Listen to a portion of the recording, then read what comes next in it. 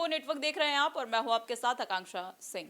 आने वाले कुछ महीनों में विधानसभा का चुनाव होना है बिहार में, जिसको लेकर बिहार की सियासत में लगातार बदलाव देखने को मिल रहा है। आपको बता दें कि 2020 में जो असदुद्दीन ओवैसी की पार्टी है उसने 10 सीटों पर चुनाव लड़ा था, जिसमें से 5 सीटों पर उनकी जीत हुई थी। तो वहीं अगर बात की जाए इस बार 2025 के विधानसभा चुनाव की बिहार में, तो बिहार में भी इस बार ओवैसी कहीं ना कहीं आरजेडी और जिस तरीके से महागठबंधन है उस महागठबंधन के साथ जुड़ना चाहते हैं, लेकिन अब सीटों को लेकर जो कंफ्यूजन है वो कहीं ना कहीं देखने को मिल रही है, क्योंकि ओवैसी पिछली बार उन्होंने 5 सीटों पर जीत हासिल की थी, तो इस बार कहीं ना कहीं वो और भी सीटों का दावा कर सकते हैं, ऐसी बात कही जा रही है। ओवैसी की कुछ शर्तें हैं, अब वो देखना होगा कि आरजेडी मानती है या फिर नहीं मानती है। कब चुनाव होगा, इन्हीं सब मुद्दों पर बातचीत करने के लिए हमारे साथ मौजूद है हमारे पॉलिटिकल एडिटर अजय सिन्हा जी। इनसे जानेंगे कि बिहार चुनाव को लेकर जो सियासी उलटफेर देखने को मिल रहा है उसको लेकर क्या कहेंगे। अजय जी, जिस तरीके से ओवैसी की लगातार चर्चा हो रही है कि वो महागठबंधन के साथ जुड़ सकते हैं, लेकिन सीटों को लेकर अभी भी कंफ्यूजन है, कैसे देखते हैं और क्या लगता है आप? देखिए, असदुद्दीन ओवैसी की बात करें तो उस समय बेहद चर्चा के केंद्र में वो हैं। आप देख रही होंगी कि ऑपरेशन सिंदूर को लेकर जिस तरह से भारत ने पाकिस्तान पर अटैक किया, जिस तरह से भारत ने पाकिस्तान पर कार्रवाई की, उसको लेकर भारत का पक्ष रखने के लिए कई सांसदों को बाहर भेजा गया है, विदेश भेजा गया है, प्रतिनिधिमंडल भारत के गए।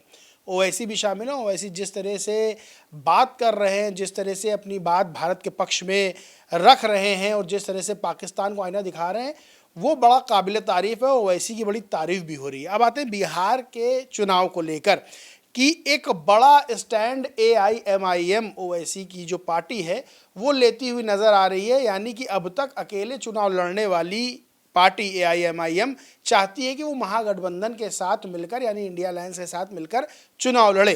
अब ओवैसी कोई छोटे मोटे नेता नहीं है, बड़े नेता हैं, इसीलिए उनको बाहर भेजा गया है, अपनी बात रखते हैं। और अगर AIMIM ये रणनीति अपना रही है बिहार चुनाव को लेकर, तो जाहिर सी बात है ओवैसी ने कुछ बड़ा सोच रखा है बिहार के अंदर। हम पिछले चुनाव की अगर बिहार में बात करें तो देखेंगे कि सीमांचल एक ऐसा क्षेत्र है जहां पर सबसे ज़्यादा मुस्लिमों की संख्या मानी जाती है।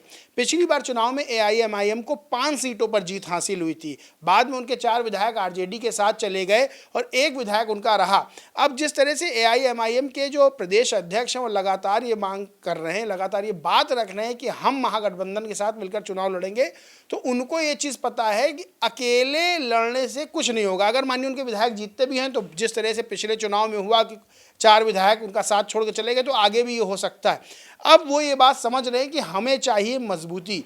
और बिहार में अगर मुस्लिम पॉपुलेशन की बात करें तो 17.5% से ऊपर मुस्लिम वोटर्स हैं बिहार के अंदर, जो कि बड़ा वोट बैंक माना जाता है।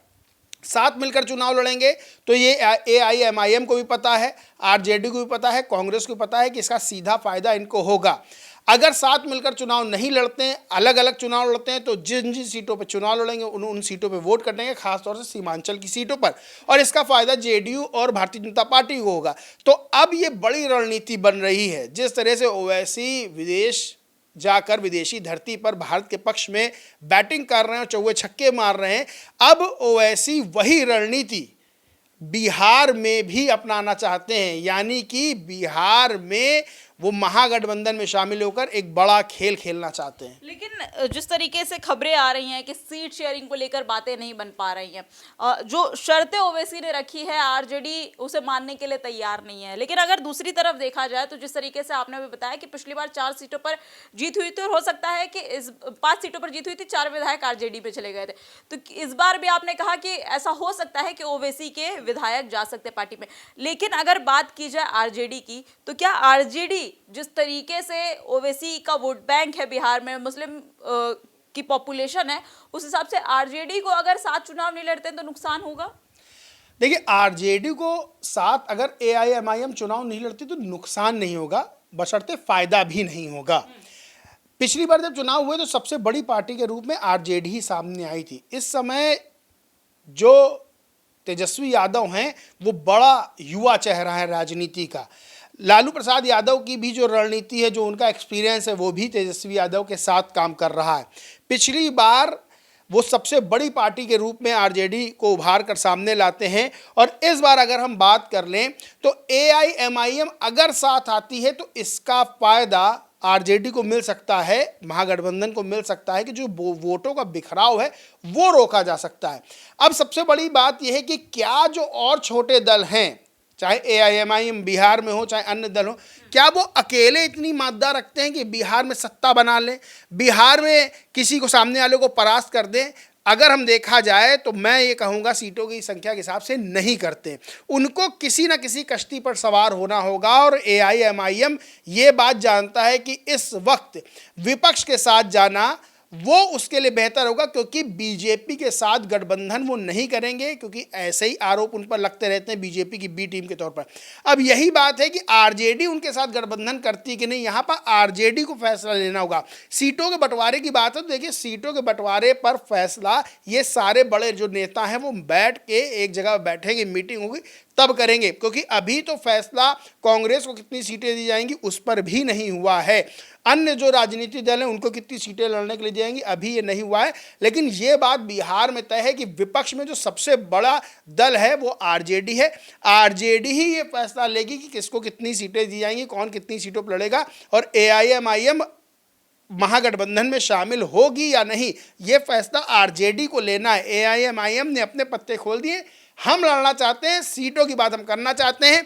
अगर वो पिछली 5 सीटें जहां से लड़े थे, अगर उनको 5 सीटें जहां उनकी जीती हुई थी वही ऑफर कर दी जाती हैं, तब भी एआईएमआईएम मान सकती है। बहरहाल ये बैठ के तय होगा कि कितनी किसको सीटें किसके खाते में जाती हैं। हाल ही में वक्फ को लेकर फैसला लिया गया था, उसमें संशोधन किया गया था, लेकिन अगर बात की जाए ओवैसी की, तो क्या इसका बेनिफिट ओवैसी को मिल सकता है, महागठबंधन को मिल सकता है? क्योंकि बिहार में ये तो बातें सब लोग जानते हैं कि कहीं ना कहीं वक्फ में जिस तरीके से संशोधन किया गया है, इससे कहीं ना कहीं जेडीयू या एनडीए को नुकसान हो सकता है, लेकिन इसका बेनिफिट साथ साथ एआईएमआईएम को होगा और आरजेडी को।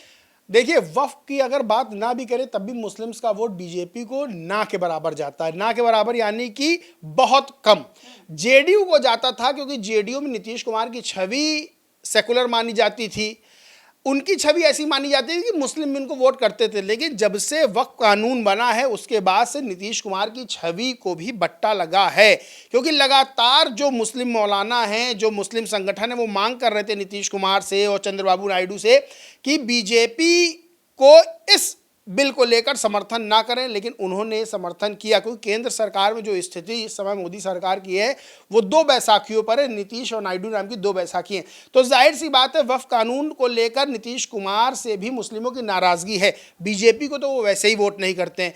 अब बचे विपक्ष के दल, तो आरजेडी, कांग्रेस, इनको मुस्लिम बड़ी संख्या में वोट करेगा।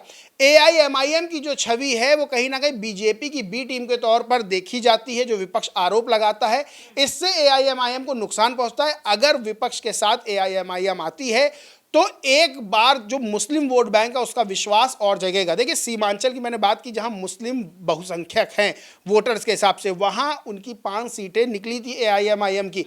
इस बार अगर सोचिए आरजेडी और कांग्रेस सामने आ जाती है तो जीत का प्रतिशत बहुत ज़्यादा बढ़ जाएगा, यानी कि ये माना जाएगा कि इस सीट पर मजबूती से चुनाव लड़ेंगे। साथ आना एआईएमआईएम के लिए एक बड़ी उपलब्धि मानी जाएगी कि भाई महागठबंधन के साथ मिलकर चुनाव लड़ रहे हैं। तो सीधे तौर पर जो वक्फ की बात आप कर रही हैं उसको लेकर तो बीजेपी को तो पहले ही उनको वोट नहीं मिलता था मुस्लिम्स का, और नीतीश कुमार की बात रही तो नीतीश कुमार को ज़रूर नुकसान हुआ है। तो सीधे तौर पर एआईएमआईएम ये बात समझ रही कि अगर हम महागठबंधन के साथ मिलकर चुनाव लड़ते हैं तो सीधा फायदा हमें होगा, क्योंकि बिहार में इस वक्त एंटी इनकम्बेंसी फैक्टर चल रहा है।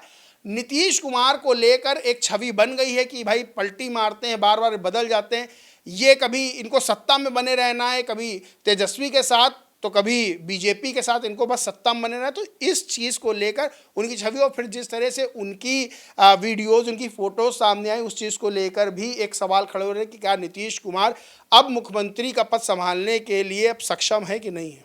देखिए, आपको बता दें कि बिहार में आने वाले समय में चुनाव होना है। कहा जा रहा है कि अक्टूबर के लास्ट तक चुनाव हो सकता है। दिवाली से पहले कयास लगाए जा रहे हैं चुनाव होने के, लेकिन इसको लेकर अब सियासत बिहार की काफी गर्म देखने को मिल रही है, क्योंकि महागठबंधन में सीट शेयरिंग को लेकर लगातार जो है वो कंफ्यूजन चल रही है। चाहे आप कांग्रेस आरजेडी के बीच देख लीजिए, कांग्रेस आरजेडी और एआईएमआईएम के साथ देख लीजिए, क्योंकि अब ओवैसी की पार्टी ने अपनी इच्छा जताई है महागठबंधन के साथ चुनाव लड़ने की। अब देखने वाली बात ये होगी कि क्या ओवैसी की पार्टी एआईएमआईएम को आरजेडी एक साथ लेकर चुनाव लड़ती है या फिर नहीं, और अगर नहीं लड़ती है तो क्या इसका फायदा या नुकसान आरजेडी को देखने को मिलेगा या फिर नहीं। ये तो खैर देखने वाली बात होगी, लेकिन ये खबर आपको कैसी लगी कमेंट सेक्शन में कमेंट करके जरूर बताइएगा। ऐसे देश और दुनिया की तमाम खबरें देखने के लिए बने रहिए हमारे साथ टीवी 24 नेटवर्क के साथ।